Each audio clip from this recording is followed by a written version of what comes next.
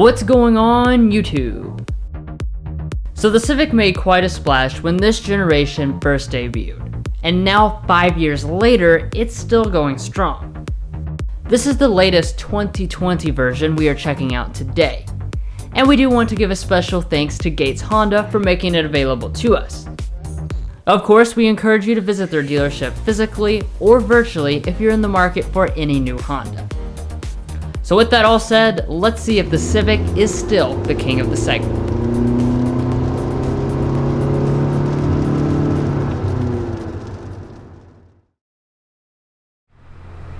So starting things off with the outside of the Civic, you'll see all the changes from last year's 2019 refresh carry over. That refresh added the all-black grille across all the trims. And then for this sport model, the chrome that is normally at the bottom is eliminated for a completely stealthy look. As far as the headlights, there aren't any differences, so they'll continue to be halogen projector beams for all but the Touring, which has a more premium full LED setup instead. Additionally, all but the base LX will have fog lights. Around back, the Civic keeps its aggressive slope design that sets it apart from most rivals. That short deck lid is punctuated by a body-colored spoiler on most models, or a metallic black spoiler on the Sport regardless of color. The other Sport exclusive element is the center-mounted exhaust outlet. But as far as your rear lighting, it remains a large partially LED bracket throughout the entire lineup. So overall, the Civic is aging very gracefully, and it still looks very good, especially in this fully blacked out sport model. Now changing focus here to the wheels, they were updated last year. The largest wheels are these 18 inchers, shared between both the Sport and the Touring, except that the Touring does have a lighter shark gray finish instead of this dark one. As far as the other trims, EX and EXL have 17-inch alloys, and the LX has a 16-inch steel wheel with cup caps. Moving up to the mirrors, all 5 trims will enjoy body color and power adjustment, but the LX and Sport won't have heating. We're also missing the lane watch camera on this model since it's EX and up only. And the last thing I want to mention on the outside is that the Civic remains one of the few offerings in the class that include all active safety features as standard equipment. That means even the base LX has automatic emergency braking, lane keeping assist, auto high beam headlights, and adaptive cruise control with low speed follow. But anyways guys, that is it for the outside. So now let's head inside and check out the cabin.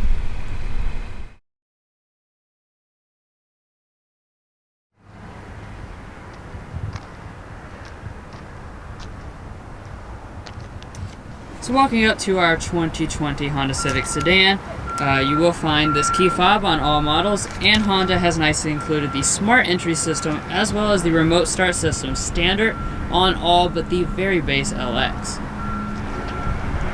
Now of course, to get inside, like all Hondas, all you have to do is reach behind the handle and it will unlock.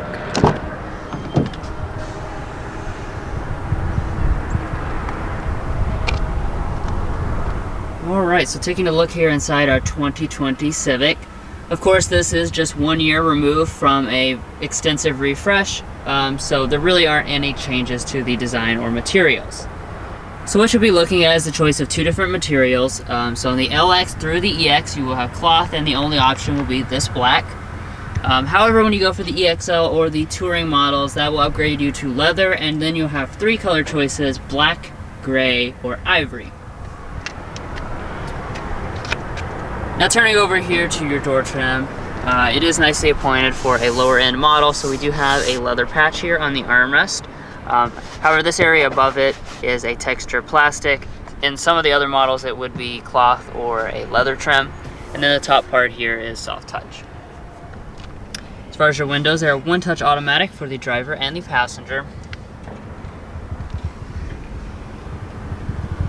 And you will notice we have the manual adjusting seat. However, if you go for the EX or above, that's where you will get an 8-way power adjusting seat.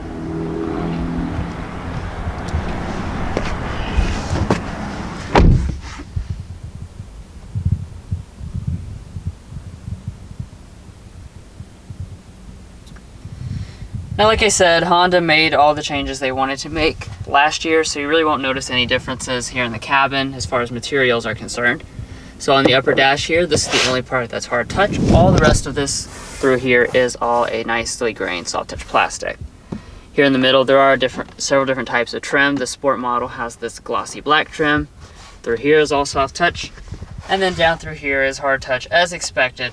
But the Civic continues to have probably the best in the class build quality. Everything fits together perfectly. Standard on all models, you do have push button start.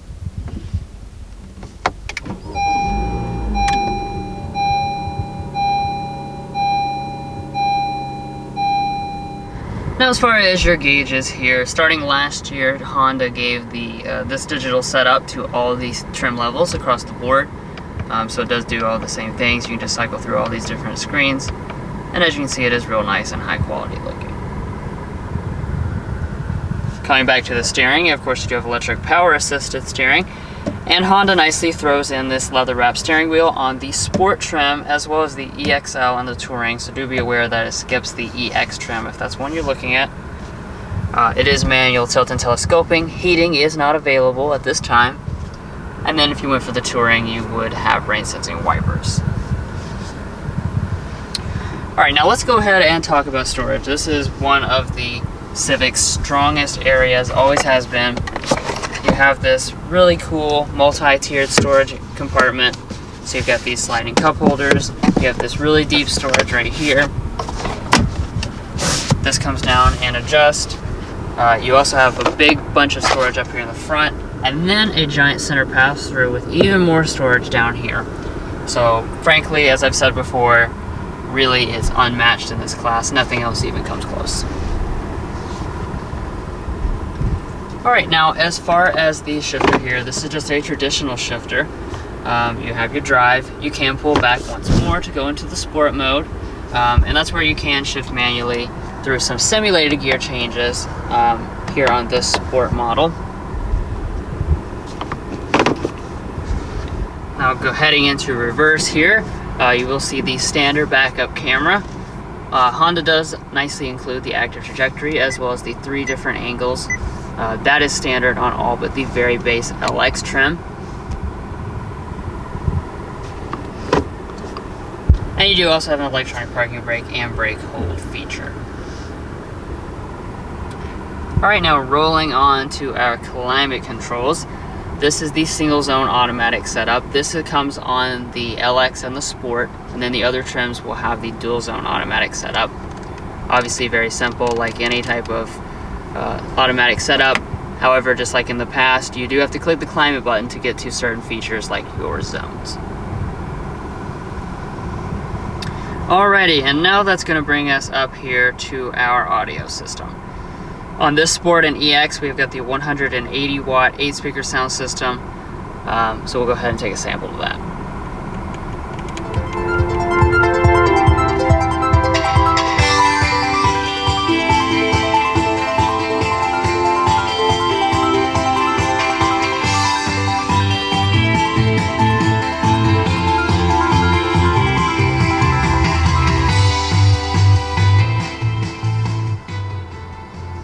I have to say, sound quality is surprisingly good for a basic sound system.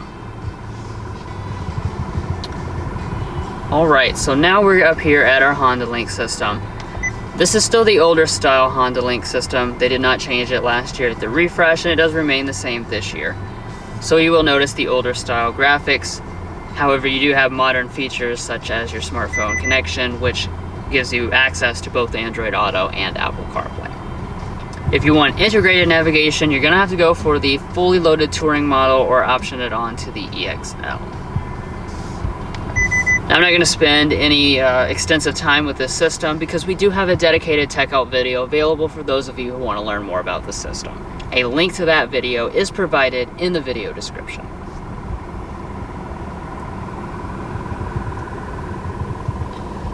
Now rolling on up here to our mirror, this is the manual dimming one. If you want an auto dimming one, you can get that on the EXL and the Touring. You will also notice that here on the Sport trim, we are missing the moonroof. However, Honda does include this starting at just the EX trim level, so the majority of the trims still do come with a moonroof.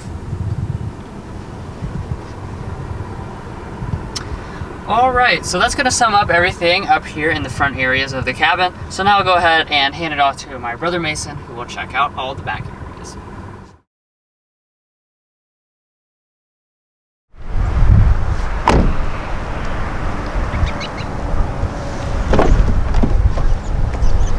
The back door trim of the Civic Sport does continue to have the same materials as the front door, so you do have a leather wrapping on your armrest portion, and the rest is hard touch. Down below that, we do have a little bit of door storage.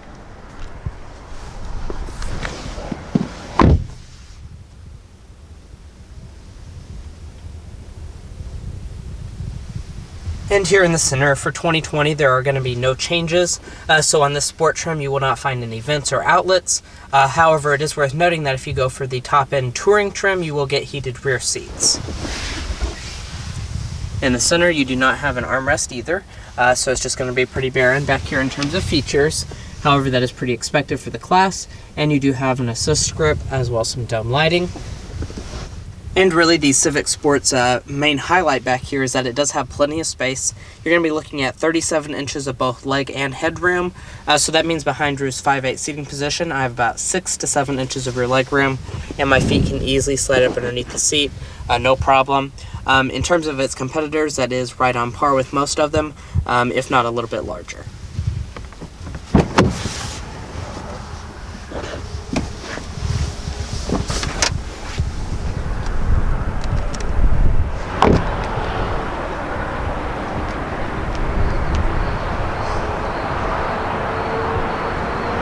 Now to open the trunk, since we do have smart entry, all we have to do is look at the little button under the lid, and it will open right up.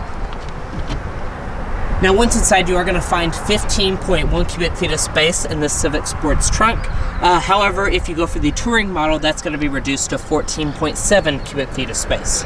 That is at the top of its class in terms of space. There's a lot of space back here, especially for a sedan. However, if that's not even enough for you, Honda does have the Civic hatchback model that you can upgrade to. That gives you a ton more space than this. Now, in terms of the usability, you do have folding seats. They do fold 60-40 split. And it is, of course, finished very nicely back here. And underneath the floor, you do have your spare tire.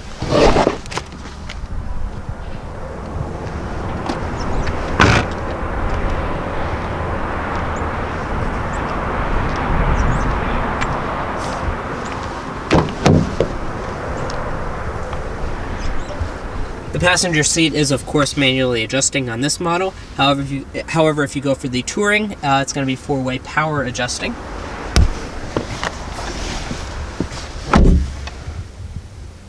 And in front of the passenger, you do have a good-sized glove box.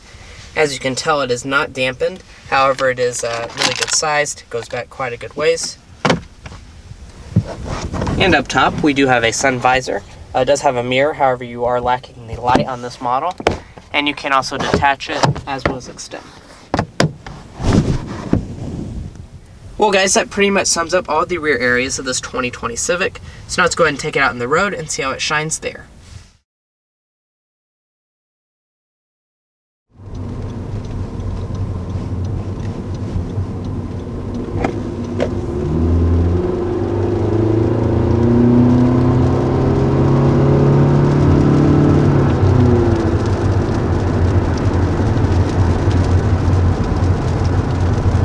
So taking off there in our 2020 Civic Sport,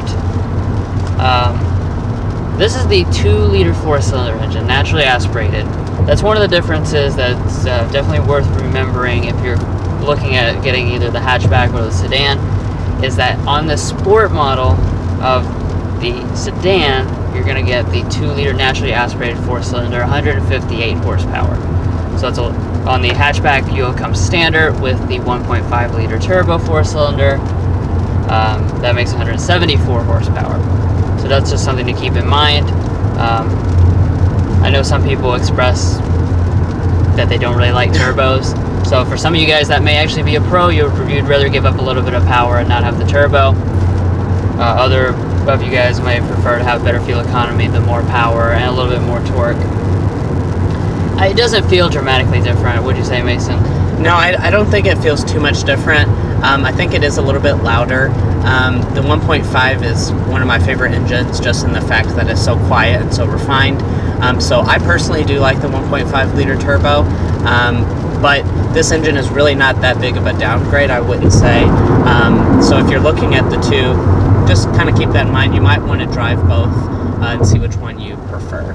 But the 1.5 liter turbo, I don't know if you mentioned it or not, is of course available in the sedan. It's just on the EX trims and higher. So now once we're up to speed here, we're going about 60 miles an hour. One of the things that I do want to just kind of point out is just how smooth this car is riding. We have done a lot really with the Civic, both the hatchback and the sedan. We've been in it many different times, and all the country carving and stuff. And this is a really great car for the sporty dynamics, which I'm sure Drew will talk about in just a second, but it's also a great car for just the highway cruising. Like I said, we're going around 60. I'm extremely comfortable. It's relatively quiet inside this cabin, and it's even raining outside. And it's just a very comfortable car. You and all of your family members are going to be happy and very comfortable, even in this sport Civic.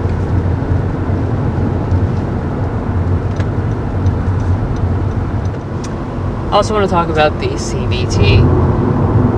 Like I've said in past Civic reviews, it really is an excellent CVT. Honda makes really good CVTs. They're very responsive. I don't feel any lag. They also really avoid the pitfall of droning because they kind of adjust a lot more often than a lot of the rivals. And they bring it down. In this car here, it kind of almost seems like a shift. It does drop kind of at certain times. What can you do? Things happen.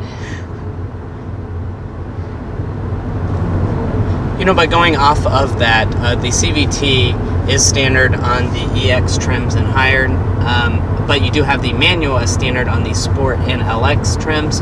And one of the notes that we have in from last year's review is that they did eliminate the EXT trim, so that no longer means that you have the 1.5 liter turbo and manual combination.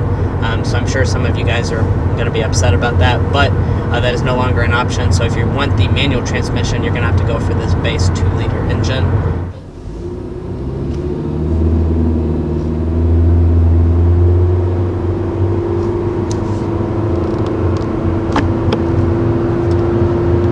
There's also a sport mode, and you do have the ability to shift through some simulated gears, like I said. There's 7 of them.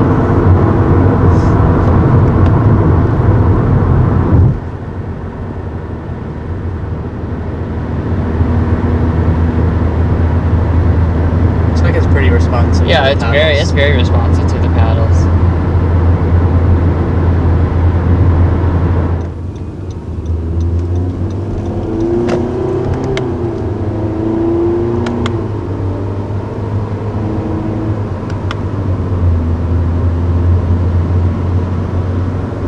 Yeah, they respond actually well enough that you can have a little fun with this. And that kind of brings me to my other point, and that's just that this is a really fun car. Not many brands care too much about sport, especially in this class, but the Civic and the Mazda 3, which we just drove very recently, those two consistently outperform all the competition. You know, as I've said in previous reviews, I'll just say it again, the handling and the overall feel of this car is quite a lot above most of the competition. Really buttoned down. You kind of have a low seating position in here, and it just adds to the feeling of sport. You have very little body roll. The steering responds quickly and accurately.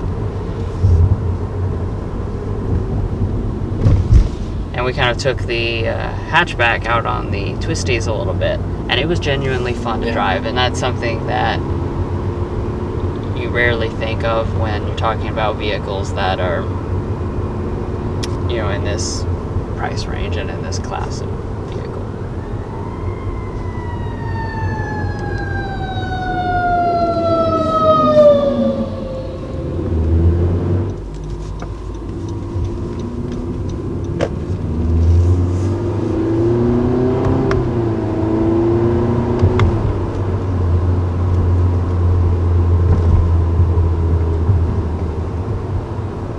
And the last thing that we do need to talk about here is the fuel economy. The numbers I'm about to mention are for the CVT transmission, so just keep that in mind. And they do have quite a bit of range, so I might just mention a few of them and then put the rest in a text box. So for the very base LX trim, you're going to be looking at 30 city, 38 highway, 33 combined.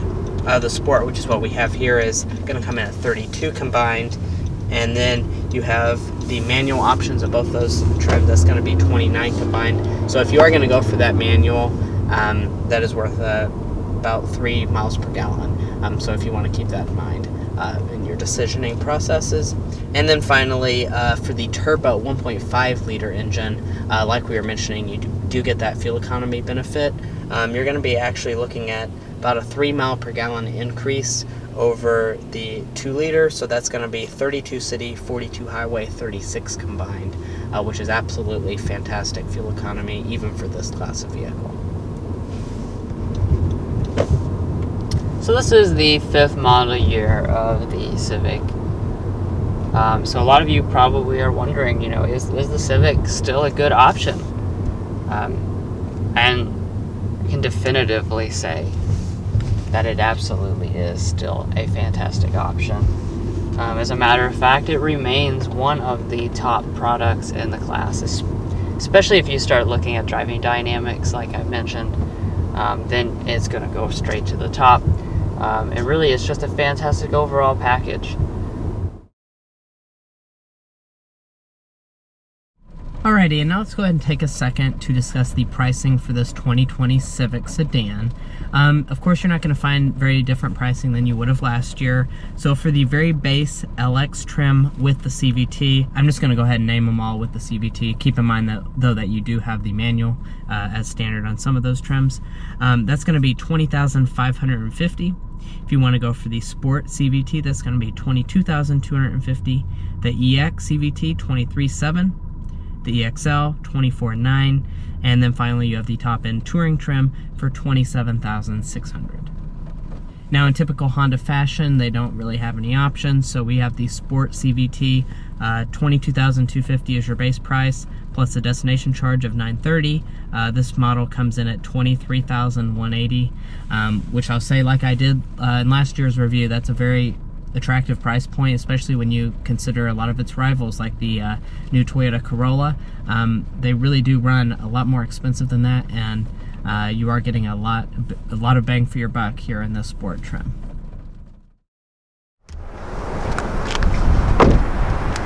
Well guys, we hope you enjoyed watching this in-depth look at the 2020 Honda Civic Sport.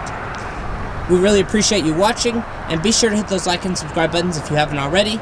And we'll catch you next time as we sample more of the latest automotive delicacies.